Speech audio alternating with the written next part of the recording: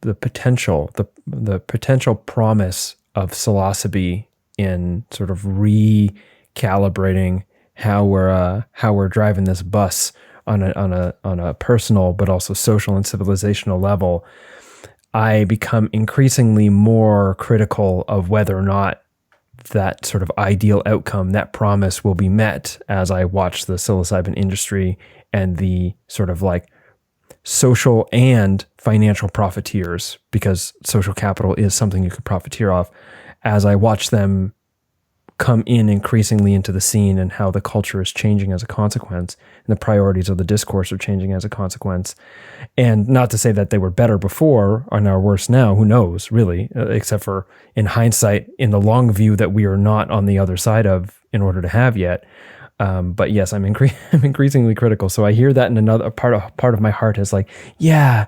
And another part is like, but probably not. I'm not sure if there's any way to turn this thing around. Maybe we got to go full deep adaptation, Jim Bendel style, rather than thinking that we're gonna fix anything.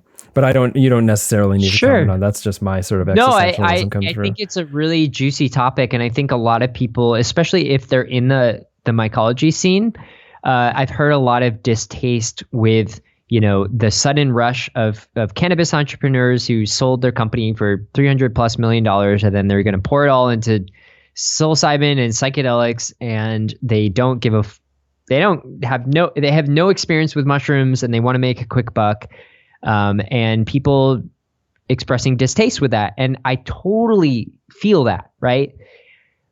And on the flip side, it's like, well, we're not talking about pharmaceuticals, right? With all these side effects that are maybe going to injure people, that, we're talking about psilocybin, which, like, even if a company patents everything and they keep everyone out and they form a monopoly on psilocybin, and they jack up the price to where it's $600 a gram and it's like totally inaccessible.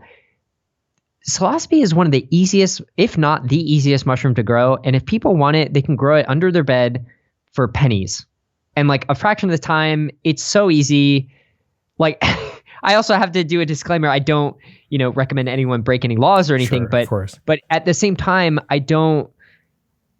if people want access to it, it's not like they're creating this like crazy thing in a lab that no one can replicate, and they can patent things all they want. It's not going to keep people away from it. It grows naturally on 6 out of the 7 continents, right? It's like, and if it's not outside your doorstep, you can grow it pretty much anywhere in the world.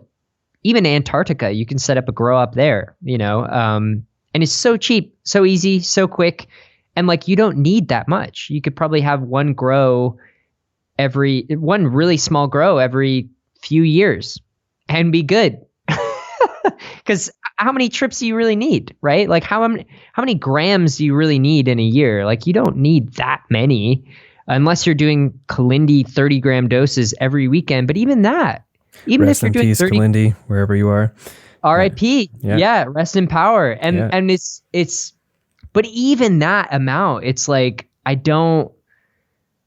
just don't, I feel like more mushrooms, the merrier. And there's definitely going to be people, and we saw it with, ayahuasca and things like that, where like people, even if they took 500 ayahuasca trips, they're still an asshole and they still are a predator on people. And we're going to see that. People are going to eat a bunch of mushrooms and still going to be an asshole and still actually have a bigger ego than before they took mushrooms.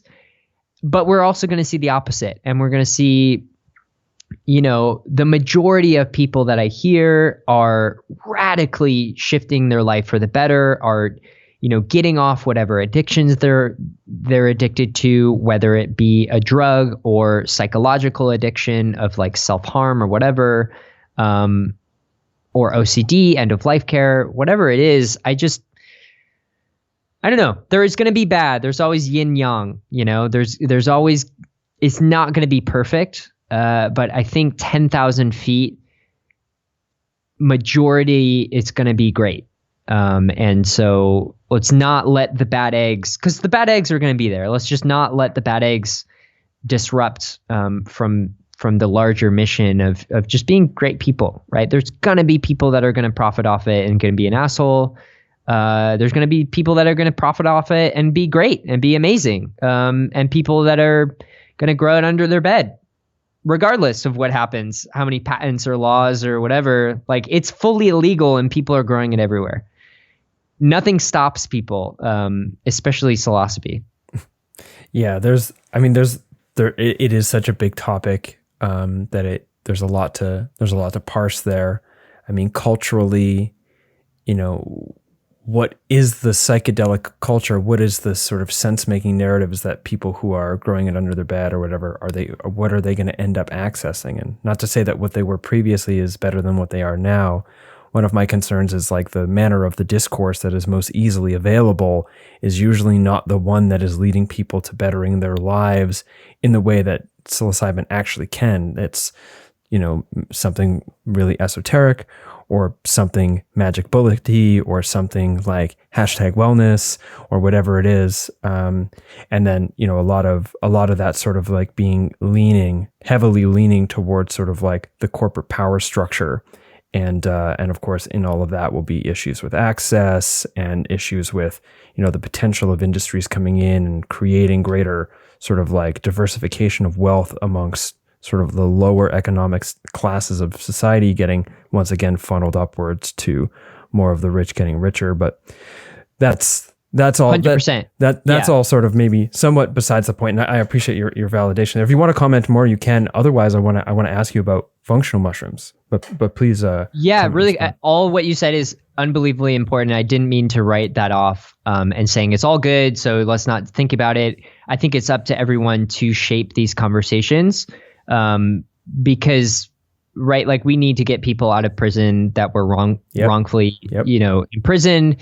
We need, more wealth distribution, especially for marginalized communities, and the list goes on. Everything that you just said. Right. Yeah. I wanted to say like, oh, positive vibe, just, lay back. It's all going to be good. Right. Because we can improve. 10,000 feet is going to be great, but that doesn't mean we shouldn't work to make it better. Sure. So functional mushrooms. Wait. Before you get there, I would like to say, great. Thank you for including that. And also, I mean, much of my podcast is a consequence of me trying to put into the culture, like doing my sort of like small chipping away, so that if I am still alive by the 10,000 feet view comes in, I'll get to see whether or not any of the things I did was worth it.